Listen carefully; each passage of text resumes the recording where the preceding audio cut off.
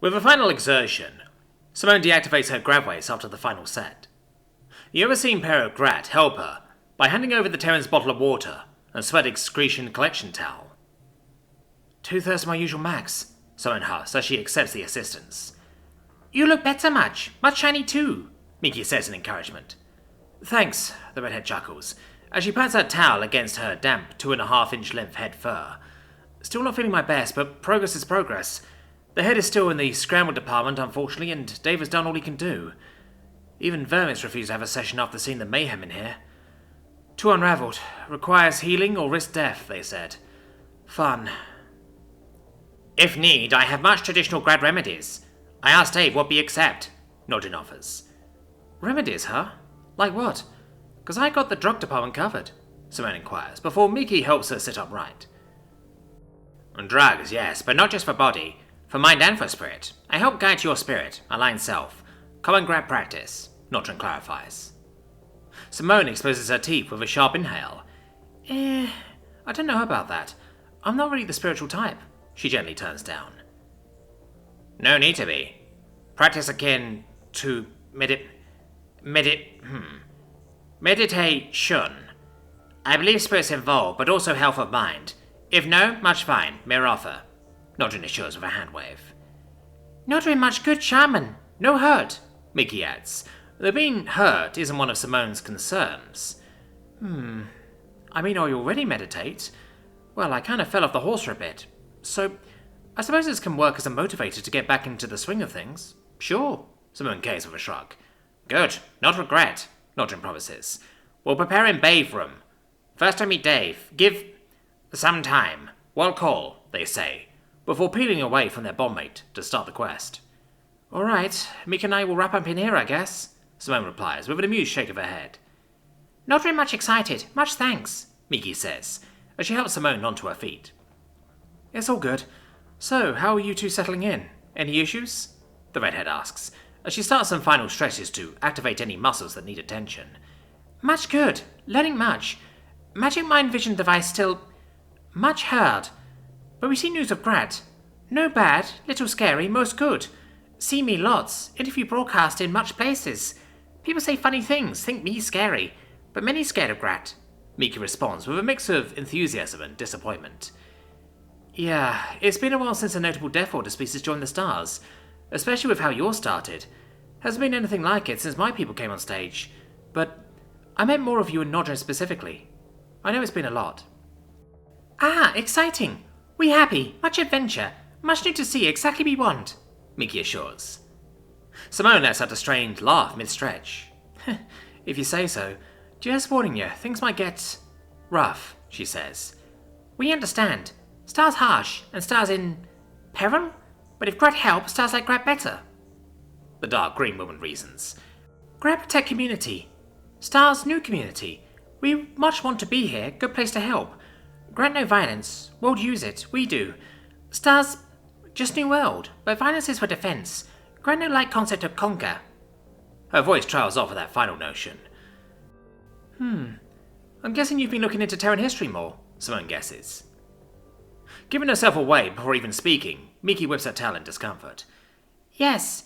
Not judge, but why so much attack on own? Big bombs. Cruel leaders. War hungry, Mickey answers, trying to not sound insulting. Judge away, we deserve it, Simone replies. We made more catastrophic mistakes than most other species combined. Earth was apparently the worst Deathworlder on record, so much so that we killed it. The stars didn't know if they should be more grateful that it's gone, or that its spawn murdered it and lived. I see, but why Terran like it is? Meek inquires. We are selfish, and strive to have the final say in things. If words don't work, a bigger rock will. I mean, at least compared to everything else. Our ancestors had to overcome so much just to stay alive long enough to spit out the next generation. I guess we crave control because throughout most of our existence we never innately had it. We had to craft it, then fight for it. And what's left once we were at the top? Each other. Ironic because we were reminded that actual control is impossible once we entered the stars. For a long while we weren't in any sense of control. We were leashed and used in order to survive. We learned a lot, but will that matter? I don't know. Probably not, Simone rants, slowing down on her stretches. I see. Think Still much hope for Terrence. If Terrence like you exist, hope remains, Meek compliments, with a pat on the redhead's back. Simone doesn't have the heart to argue against the well-intentioned compliment. Thanks. I think the stars really need people like the Grat, she says. All of the positives of Terrence, few of the drawbacks. Grat not perfect, far from, Mickey counters. I'm sure stars need Terrence same much. Sinking tub, Nodrin notifies her Simone as she disrobes without question. Ain't gonna argue that, she jests, as she steps right into the warm liquid and settles down. I like the atmosphere you got going here. Around the tub are thick rolls of soaked parchment burning out a dense orange smoke. It smells, well, of nothing. In fact, Simone notices that she can't smell or taste anything in the air. She even gives her freshy, sweaty armpit a whiff, noticing not even Terran BO is completely muted. Nodrin struggles a bit as they operate a remote pad, but quickly manages to lower the lights to their bare minimum. Lay back, float if can, the Grat instructs. Not particularly a fan of the lack of vision, Simone pushes herself up so that her face was the only thing exposed. Due to her muscle mass, she wasn't much of a floater, but the job is more or less accomplished. Nodrin walks around so that they hunch over the Terran's head. In their grasp is a vial of dark substance. Dave warned use of this, but not harmful. Do you want to proceed? They ask. Already this far, so yeah, Simone responds to the muffled Grat voice. Do I drink it? Yes. Tastes much bad. Much bad. But smoke make no taste. Nodrin nods, as they lower the open vial down to the Terran's maw. True to their words, Simone tastes absolutely nothing. In fact, she struggles to even detect the thick, syrup-like consistency. After making sure she downs it all, she clears her throat to prepare to ask another question. But the vibrations from her neck spread well past her throat. Like ripples in a pool of water, the sensation spreads and bounces back within her, as if she's completely hollow. She freezes up and waits for it to gradually settle down. No speak. No move. Stay between states of physical and spirit. Sensitive to own self, Nodrin's disembodied voice whispers. It's at this point Simone realizes she can't make anything out, visually. Either the lights were completely extinguished, or her eyes have become incapable of processing what little light there is. Breathe slow. Focus on self. See...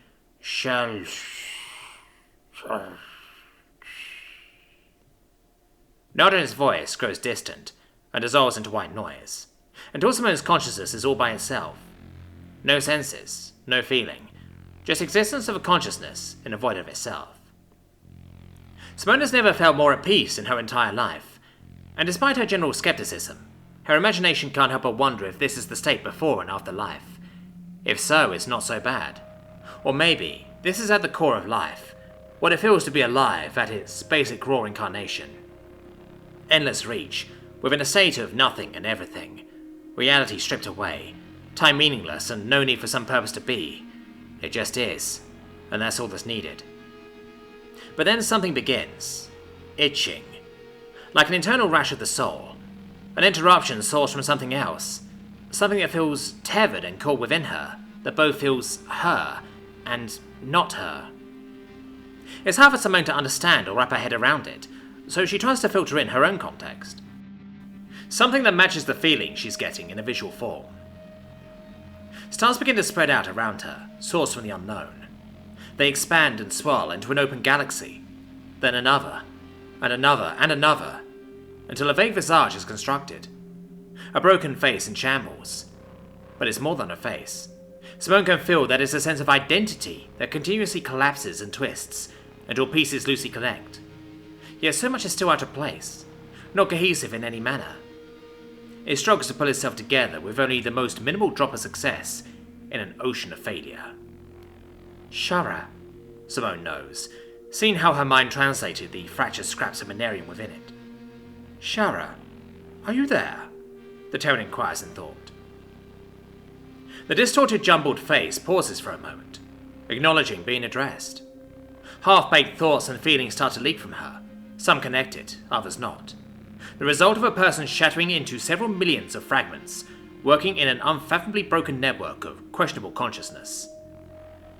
Though there is one word more prevalent than all others, with an endless ranging degree of specific intent behind it. Ape. With that, the visage of the face stretches and squirms away like a spooked animal, squeezing itself far deeper within the nooks and crannies of the void. "Wait!" Simone calls out to no avail. She tries to draw it forth again, but there's active resistance that sends her pursuing mind into folding in on itself, somehow resulting in her ending up right where she started. Mentally dizzy and disoriented, akin to spiraling for open space, Simone tries to grab onto some stabilizing feeling. Flailing around, she finds a sort of unknown mental tether. However, as soon as she grabs on it, starts to pull her forcefully in a certain direction, like a malicious zipline. It's better than tumbling around in nonsense, so she holds onto it, regardless of where it takes her. Uncertain of how much time has passed, she arrives at the base of what her mind makes as a staircase, and she's not alone. Above her are two figures turning back to look at her. The details of their features are impossible to make out, but one is significantly taller than the other, and is clad in vaguely shifting knightly armor. "Dad?" she asks, remembering her visions on the Great Homeworld. But it's not him. She immediately feels it. In fact, he's so disconnected from her, she's unsure what he represents within her mind. Focusing on the shorter person, Simone half expects to recognize it as herself at a younger age. But no, it's not her. Yet, the shorter person feels closer. Despite being not attached, there's a soft link of recognition that Simone can't wrap her head around. The visage of the shorter figure, though unclear as to how, seems to have aspects of metal, though not like armor. But before Simone can strain even more to make some sort of sense to these two, they both turn away, steadily ascending the steps. Simone tries to give chase, but is unable. She's rooted to the base, part of the stairs themselves. Not allowed to follow, because it's impossible to. They are not a part of her, but need her regardless. The staircase splits, taking each figure away in separate directions. When the split reaches Simone, she starts to plummet down. But before the staircase leaves her view, she swears she can see it reuniting in the far distance in an exploding collision. Void all around, she is once again sent into a whirling hell, breaking through the unseen, smashing against where she can't go. Finally, she stops in a room made of crumbling material. An echo of what once was a table sits in the middle, and sitting at it is a Minarian, made up of static and blurs. She's eating nonsense, but it's important to her, so she keeps eating it, even if this fragment can't remember what it is. "Shara?" Simone tries again. "Ape." The aspect replies without hesitation, nor does she attempt to flee. "Are you alive? Like in my head?" Simone asks, as she settles at the opposite end of the table.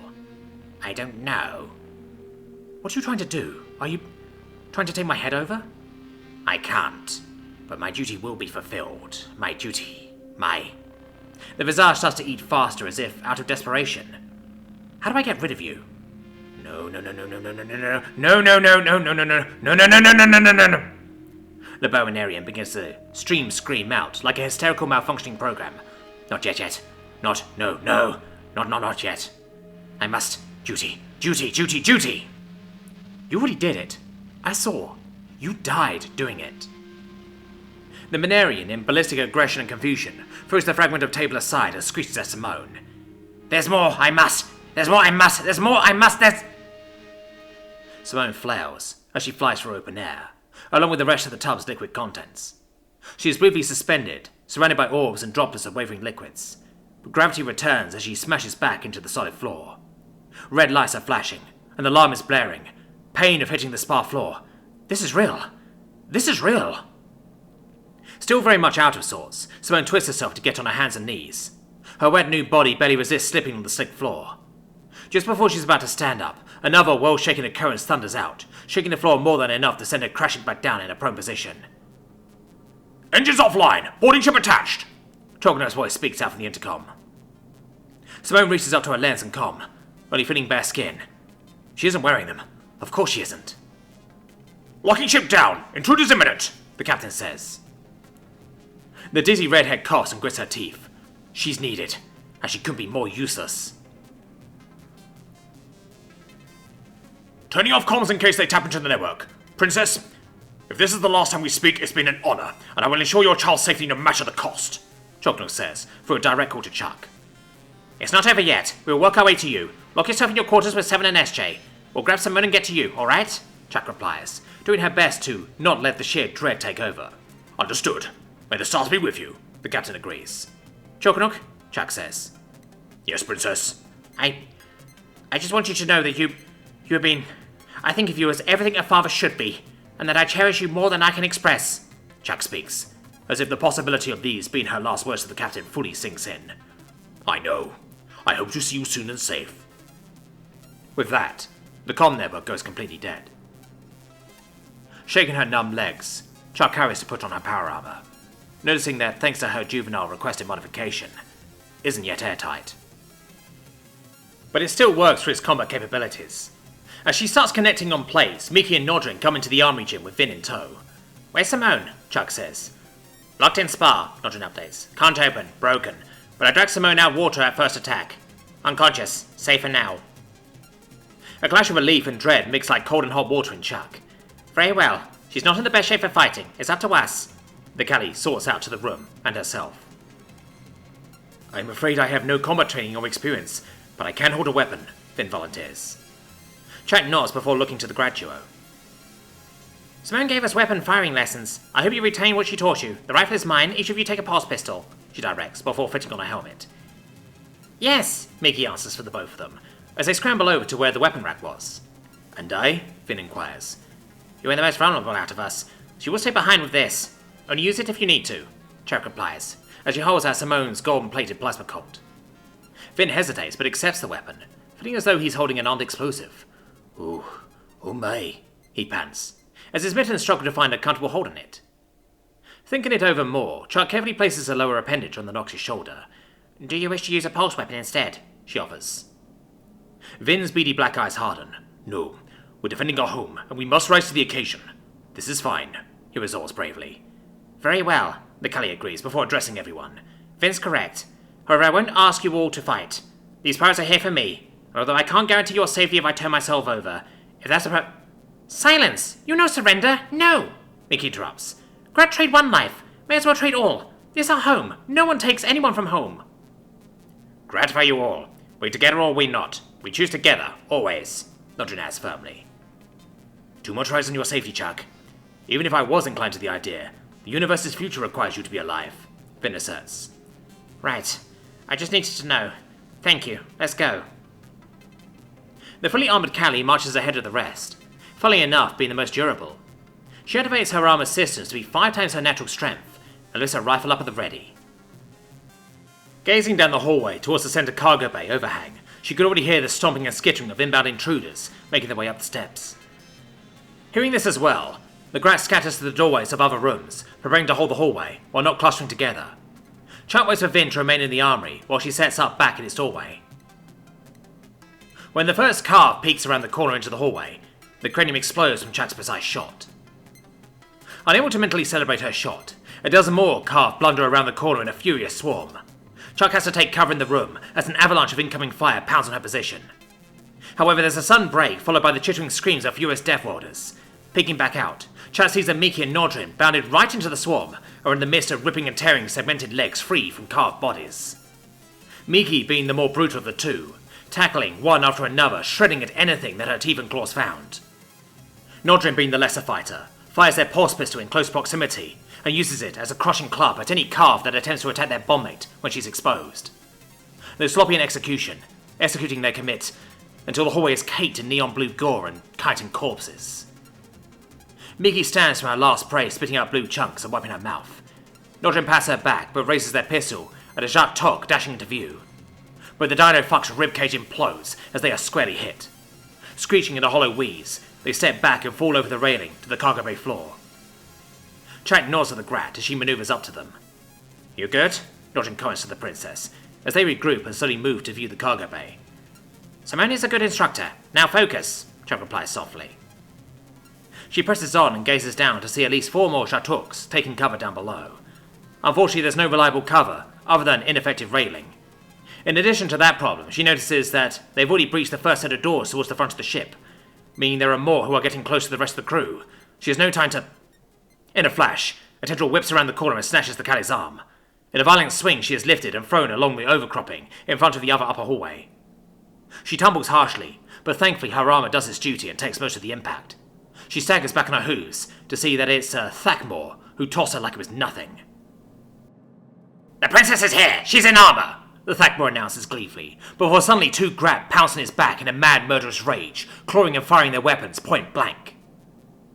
The dense Deathworlder panics as his insides are scrambled for the pulse impacts, and in desperation rolls over the railing, taking the Grab with him. Chat readies her rifle to provide covering fire for her friends, but she isn't given the chance. Then we peel it off of her!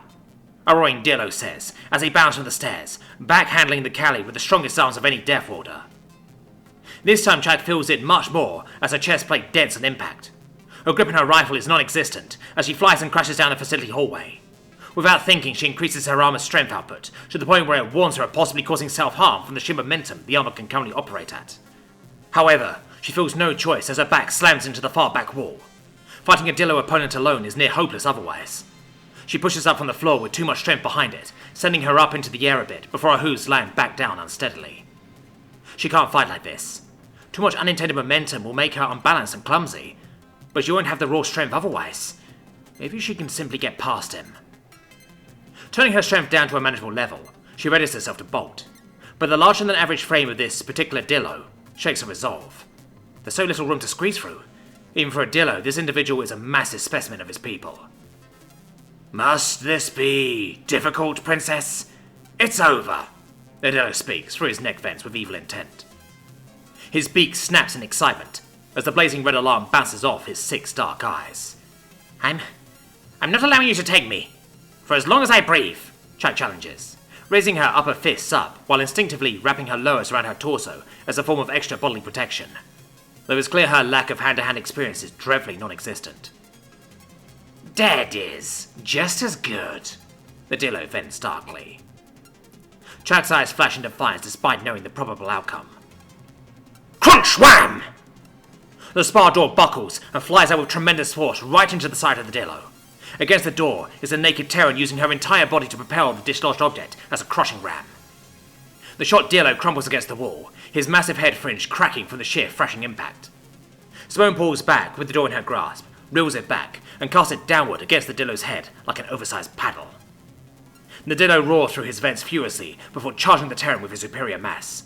Putting the door up as a shield, Simone is thunderously pushed back closer to the Callie.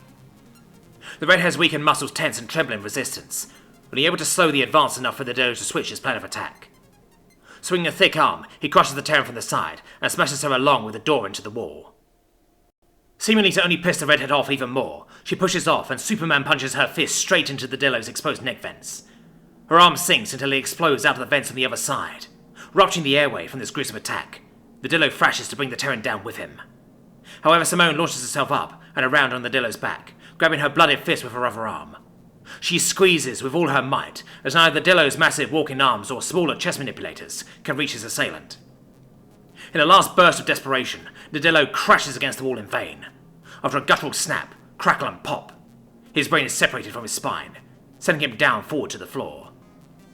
Panting for air, Simone rolls over and draws her arm free from her defeated enemy. I take one fucking spiritual journey, and I wake up to this shit, she rasps tiredly, before craning her head to see Chuck. You alright, hon? The Callie rushes to her Terran. No. Paris jumped us in an ambush. Their ship is currently connected to ours, and they are making their way to the front of the ship. SJ, Chunuk, and Seven are there, and the Grats are engaged in the cargo bay. We have to go help. Hiding behind the railing, Vin takes aim at a Zhatuk moving to flank Nodrin and Miki, who are all too preoccupied. He swallows hard as his mitten shakes on the weapon's trigger. He hopes that either of the Grats sees the flanking attacker, but to his dismay, they don't, as the Zhatuk lines up a perfect shot. Firing a burst of plasma, Vin watches as it strikes true into the pirate's back shoulder. It chars and balls the flesh down to exposed bone, sending the dino down to the ground in horrid agony. Nice shot, Simone's voice says from behind him. He turns uncaring about the Terran's current undressed state. Take it, Vin pleads, holding the weapon up to her. Nodding, Simone takes her prized pistol. Head back and lock yourself in the closet. We got this, Simone reassures, before lifting herself over the railing to drop down into the fray, immediately followed by Chuck. Yes, I think that's best. Oh my. Oh. Finn replies to no one, before he expels his stomach contents while retreating back. Miki yelps as the Zhatuk deeply claws at her chest, tearing into her clothes and ripping streaks of blood.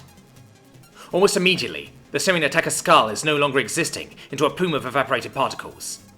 Nordrin growls in contempt as they aim their magic gun away from the collapsing headless pirate. Dearest, here! They toss a vial of his own pain remedy, which is caught with ease by the ducking Meeky. Do you require bandages? Nordrin shouts, before taking aim at another enemy position to cover their injured bombmate. Meeky slavers on the salve, feeling the burning sting of her wounds begin to quickly numb. It's bad, my love. I will certainly require it later, but I should be fine until this is over. Meeky chitters back. Be careful, dearest, Nordrin replies, before more carve begin to pour out from the front area of the ship to join the fight. A concerning sign. Simone opens plasmic rain into the horde, making those who don't get turned into chunks of char to scatter. Meeky peeks up with her sharp teeth exposed and pop shots a too curious Zartuk, wanting to gauge the new combatants. We have our Terran, she cheers as she clutches her chest. Yes, but she's weakened, dearest, and unarmored. She still needs our assistance, Nordrin replies. You're right, love, Meek concedes, gaining back her seriousness. Chum maneuvers quickly on the outskirts, keeping overwatch, while Simone goes into the thick of it, taking planned plasma shots at opponent after opponent. Eventually, in the heat of combat, the remaining intruders attempt to retreat back into their ship through the loading doors, utilizing several recovered crates as transportable covers. Nordrin and Meeky regroup with a staggering Simone, the Terran on running on adrenaline fumes. Baseball? Meeky suggests. Simone bites her cheek but nods and holds her arm out. Both grab take hold of it and tightly wrap into each other. Then, mustering the strength from deep within, Simone stands straight and stomps in a mighty spin. Taking loose aim, she puts her whole body into a powerful grab projectile pitch above the retreating foes. Soaring like a single flesh bullet, the grabs separate, rebound off the wall, and strike right into the remaining shielded carve. The message must have been clear, because while the sounds of vicious grab tearing into helpless bugs erupt out, the vessel attached to the Quipchat begins to close its doors from any potential counterboarding.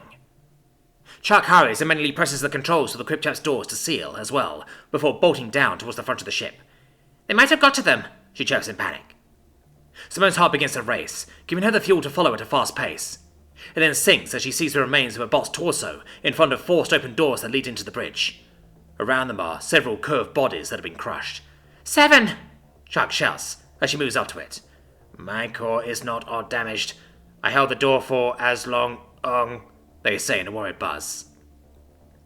Rushing past Simone's shoulders, she falters when she sees the slumped-over trampled body next to the pilot's seat. So adorned in his captain's uniform, the square of his back is harshly indented. Chocknock, Chuck whimpers, before she removes her helmet, eyes completely grey. I'm so sorry. Solemnly, Simone falls down on her knees and puts a hand on the captain's shoulder. She jumps when her hand sinks right into him, as if he's a deflating paper balloon. The echoing laughter rings out around the princess and chief of security. From above, a vent opens free, allowing a freshly molted Trumple to plop to the floor, his scales reflectively gleaming and new. In his arms is a confused but safe SJ. The oldest Trumple trick in the book! Ha ha ha! He bellows, as he immediately returns to his seat. Are they detaching? He demands. Yes, Simone says, still mentally catching up. Good. SJ, to battle stations. Chogno declares, as he brings the Quipchat fully online. Although the major propulsion engines are unresponsive, he is able to turn the vessel on a dime to face the much more clumsy pirate vessel. Then, with a dragging motion on his controls, the Quipchat's upgraded Fury fires away. The cannon thuds, vibrate the floor, as the projectiles zip and rupture the pirates into glowing, exploding confetti, in a matter of standard seconds. Cheap bastards didn't even have proper shielding! Ha ha ha! The captain cheers, while SJ excitedly watches on with great interest. Simone plants a hand on the real captain's shoulder, before completely collapsing to the floor, cry laughing, along with the old man. Chuck sets her rifle down and embraces Chuknuk's side. I'm glad everyone's okay, she whispers and huffs. Indeed. It takes more than a few ruffians to get the better of us. Ha ha. That said, we are rather vulnerable and completely stranded without propulsion, the captain points out. The Terran weakly raises a dismissive arm. I know who to call for a tow.